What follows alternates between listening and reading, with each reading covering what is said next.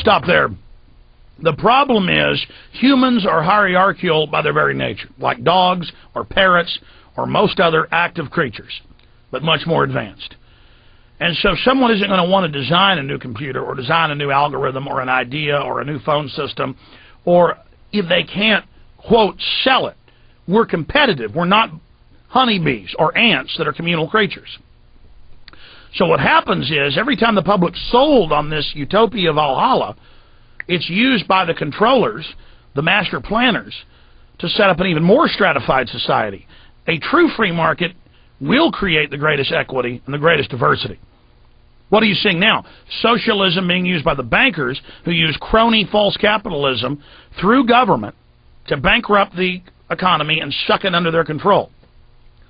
So this is just the classic stuff that Marx and Engels had to say, and it is true with all the new technological developments that we could empower ourselves, have much safer working conditions, not have all the toxic waste and junk, and that humans then need goals like going to space and then corporations being funded to do that, and not wasting our money on wars and fighting.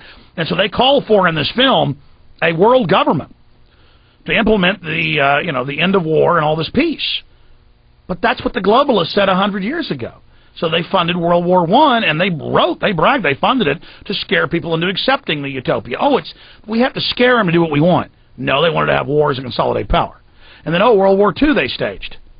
That's declassified to, again, get their United Nations. Then they hand out nuclear weapons to Pakistan and others to, again, have to have their police state.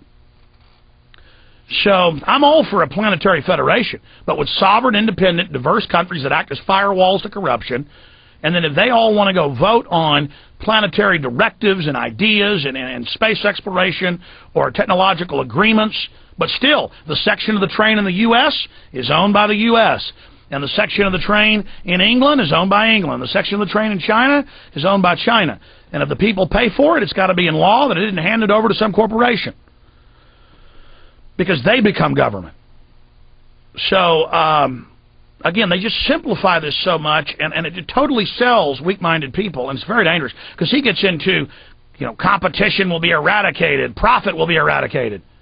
Oh, who's going to eradicate? You're going to force. That's hardcore tyranny. Back to the clip. When industry takes on a machine, instead of shortening the workday, they downsize. You lose your job. So you have a right. All right, hit pause.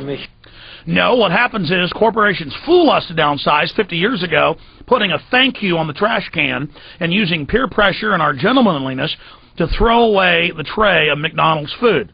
Then everybody adopts it. Then you get no service and end up paying as much or more. Just like everything was self-service, cars lasted longer, people filled them up, they were taken care of, you got service, it gave people entry-level jobs, but then you accepted them phasing that out. So no, we demand higher service. We demand higher quality. We demand, you see, and you're going to still need technicians to run all this. This system would stagnate overnight if they were able to do this. Now, the globalists do plan to set this up and call it a utopia. It's going to be a technocracy over us. We're in this sub-area below, and you got these technological spires with the technocrats above, where they eradicate our normal instincts for peace. But the elite gets to keep its instinct of domination. No, good people have to combine together against other powerful groups of evil people to keep a level playing field so we can have our liberty. This is a very dangerous film. Let's go back to it. In a high-technology, resource-based economy, it is conservative to say that about 90% of all current occupations could be phased out by machines, freeing humans to live their life without servitude. All right, let's hit pause. So this is the point. Freeing humans to not own their own businesses, freeing humans to not have to strive and work, to be on Prozac watching TV all day and wire-headed into the Matrix. That's why they wrote Why the Future Doesn't Need Us for Wired magazine, where the elites say, because of this, they don't need us anymore, so they're just going to kill us. And then that's the eugenics idea that goes back to Malthus 250 years ago. Here it is. For this is the point of technology itself. And through time, with nanotechnology and other highly advanced forms of science, it is not far-fetched to see how even complex medical procedures could be performed by machines as well, and based on the pattern, with much higher success rates than humans get today. Well, they're already. Hit pause. See, there's the implication that this technology isn't being somewhat deployed and that machines aren't already doing some of the surgeries. But the problem is they're suppressing the real developments, and the public's not getting that. And they've also collateralized the healthcare system in a derivative, so they're ripping you off to make investments because the insurance companies are cheating you. So, of course, we're going to be able to have longer life. But the elite want to freeze the technological development with the fake green revolution, with the new carbon taxes and the regulations, so that we don't get access to this. It's meant to kill economies right at the point when we're about to be freed by the technology. Back to it. But our monetary-based structure, which requires labor for income, blocks this progress. For humans need jobs in order to survive. The bottom line is that this system must... Hit pause. Humans have had to hunter-gather. They've had to have agrarian. They've had city-states. This is how we're designed. So, see, the idea is they're eradicating money. Yeah, that means your family farm. That means your family patents. This is theft. And there's always control freaks pushing this. Back to it. Never be free, and technology will be constantly paralyzed. We have machines that clean out sewers. It frees a human being from doing that. So look at machines as extensions of human performance. Furthermore, many occupations today will have simply no basis to exist in a resource-based economy, such as anything associated with the management of money, advertising, along with the legal system itself. For without money, a great majority of the crimes that are committed today would never occur. Hit pause. The system knows that. That's why they make drugs illegal, to then control the black market and make larger profits and have an excuse to criminalize 87% of the public that smokes marijuana or has smoked it. 87% of drug users, that's about half the public, only smoke marijuana.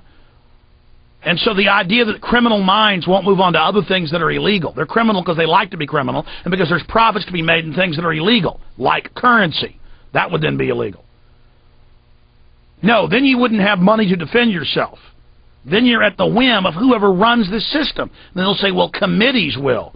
You imagine all the control freak, lazy wannabes that want to move into your houses, that want your life. And then there's still going to be better looks. There's still going to be stronger people. There's still going to be stuff they want. So how do they standardize that? Well, the packs of scum come and kill you is what they do. Somebody's always going to want your wife. Somebody's always going to want your business. Somebody's always going to want what you got, and it's these people that want it. Here we go. All forms of crime are a consequence of the monetary system, either directly or by neuroses inflicted through financial deprivation. Oh, really? Oh, stop. Statistically, psychopaths are more well-to-do. Statistically, a lot of crime comes out of boredom. Idle hands, the devil's workshop. This just isn't true. Continue with it. Cells could eventually become extinct. Instead of putting up a sign, drive carefully, slippery when wet. Put abrasive in the highway so it's not slippery when wet. And if a person gets in a car that's drunk and the car oscillates a great deal... Wait a minute, how does somebody work and service the machines and fill them with aggregate, fill them to go cover the roads? Or how does someone work to design the roads as an architect and get paid? Oh, but machines run everything, so now we turn our... Just like... People could calculate better, they could spell better before spell checkers, before calculators. I'm not saying get rid of them. My point is, you're talking about a bunch of blob jellyfish, like out of WALL-E. You've seen that movie, floating around on the holodeck of some cruise ship. I mean, this is unbelievable. Back to it. Pendulum that swings up and back, and that'll pull the car over to the side. Not a law. Solution. Put sonar and radar in automobiles so they can't hit one another. Man-made laws are attempts to deal with... Yeah, hit pause. Again, the technocrats will make laws through the computers that you can't drive your car yourself. That way you'll be safe. See? Which is what the Pentagon says. We're going to put you in a tank with a wirehead. No more war, no more nothing. And if perception's reality, you're going to love the wonderful life you've got in cyberspace, so you're going to be emplaced in this. Go to the next clip, because I'm not going to have time to play all... I'm going to go back into this part 2 tomorrow. The AC's broken here in the office, and in Texas it's still hot, and I'm sweating, and show's almost over. Go to part 2, and because I want you to hear this guy you know, this futurist with all the spaceships in the background behind him, like, ooh, boy, that's what the communists would do. They'd show you spaceships and say, now we're going to have this wonderful utopia. No more work, after we line you up and shoot you in the back of the head. Of course, this guy, this intelligentsia guy, is the one they'll kill first. Because the bleeding hearts will go, this wasn't my plan, as soon as it's implemented. And, John, I'm losing my ISDN line here on my end, so go ahead and reconnect with the other one. And then we'll fade that up, please, sir. Okay. Thank you. I don't know how long this one will hold in Minnesota. Go ahead and go to the next clip, and then a few minutes into this, he talks about money, competition, jobs. You know, they're going to be eradicated. You're not going to be able to open up a hot dog shop if you want. Well, who makes the hot dogs? Who has the meat? Who raises the cows? It destroys the diversity of the beautiful free market system that the socialist controllers, the bankers, have taken over, and then they ruin it and then blame what they've done on us.